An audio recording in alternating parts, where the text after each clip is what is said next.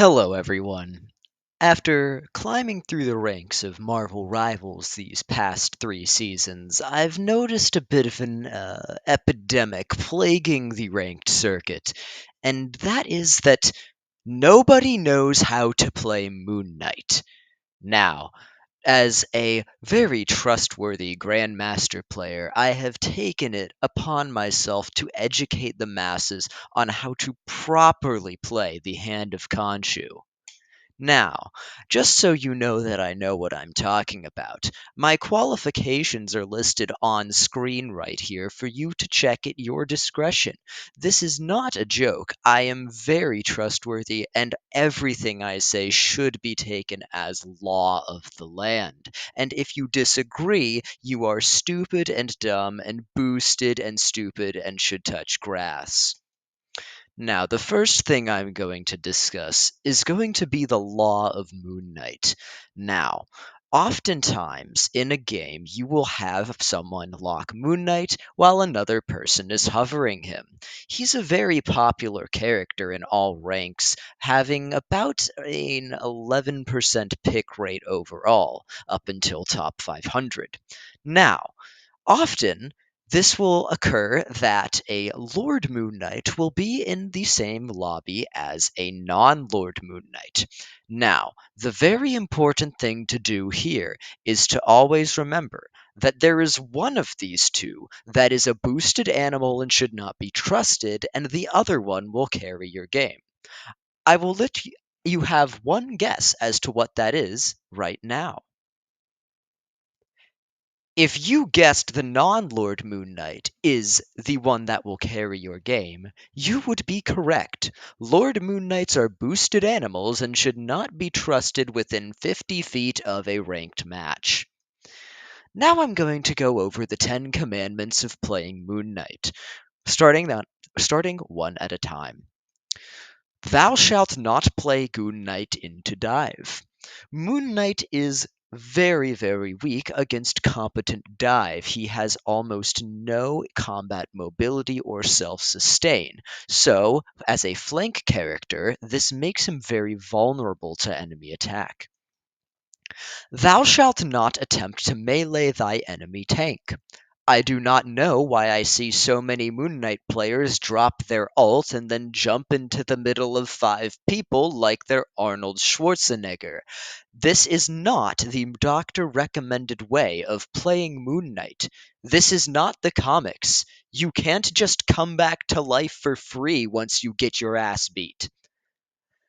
Always remember to shoot the Namor squids and the Loki clones. They are free damage for you and they help out your team. Thou shalt always switch if dying. It's very important that you do not die when you're playing DPS, because the more you die, the harder your team gets hurt by the enemies, the less pressure you will be able to exert, and the worse your score will be overall, and the more ranked points you'll lose when you inevitably go 0 and 10. Always remember, your supports are your friend. They give you healing, they give you shields, they keep you alive most of the time.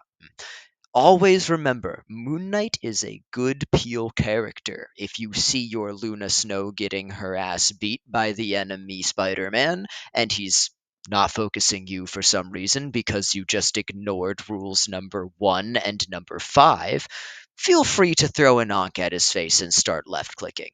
Who knows? Maybe he's boosted just like you and he will explode promptly. Never left click a hallway for an entire match.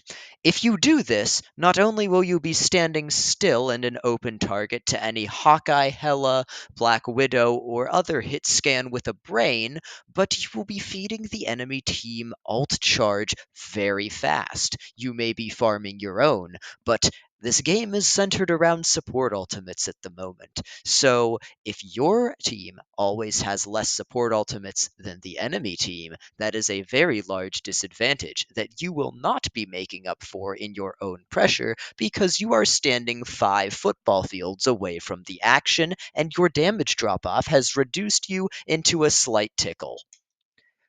Always remember, you are an alt farm character.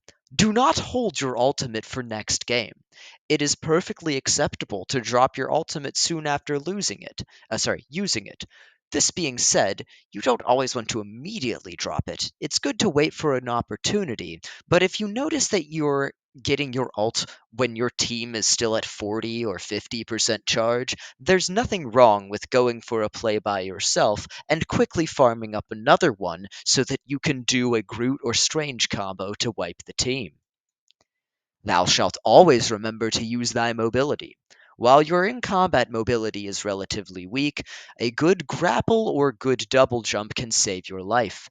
Do not just randomly throw out your double jump and spam it be like you're playing Mario, because if you do this, you will make yourself an open target, and the enemy Hela, as I mentioned earlier, will eat you for breakfast. If you use your jump only when needed, you will A, always have it when you do need it, B, always have the opportunity to be more unpredictable. If you always jump up straight into the sky every time you can, the enemies will know to watch for it and they'll start picking you off every time you show. And lastly, most importantly, moving on. Now I'm going to talk about crosshairs. Boosted players that know nothing, like, I don't know, Flats or Necros or whoever is out there, say that crosshairs don't matter, but I'm here to tell you that this is not true. Crosshairs are very important. Khonshu told me so. And the best crosshair for Moon Knight is as follows. If you use anything else, you are clearly a boosted player that knows nothing about the game. Here I have my personal tier list of matchups. The higher they are, the harder the matchup is. I hope that this is an accurate representation for Moon Knight players all around, because I believe that it is correct for the most part. I believe most of these placements speak for themselves, but for a few special shoutouts, I would like to mention Black Panther. His dash can one shot your Ankh, so there's pretty much no risk for him jumping on you if he finds you in a hallway. I would also like to mention Strange and Magneto, as both of them are shield tanks, and they can completely shield off your Ankh even if you do have a good placement. So this is often a mind game of trying to weave it behind them to get to their team, and still having a line of sight for you to go click that thing. I would also like to call attention to Jeff in his placement down here. While Moon Knight is very decent against Jeff, as he can auto lock onto that tiny little bugger, there is something to be said about a good Jeff player. A good Jeff player will hold his bubbles for the right moment, and if he does this, it will be very hard to actually one combo him with said Ankh. This being said, as soon as he shows up and pops out of his shift to do that, you can headshot him and probably kill him. Now, these are some tips for boring people that want to learn something from this video. I don't really think these are that important, but you can just ignore these if you want. That being said, I have got some actual words of advice for you. 1. Stop ego picking this character immediately. Moon Knight does have his uses, but currently he is not very good. We'll have to see what his buffs do, but until then, I can't really speak. That being said, I do want to say that I believe that Moon Knight's win rate is only as low as it is at that 40 to 44%, because as I mentioned frequently through this video, everyone who plays him is a boosted animal.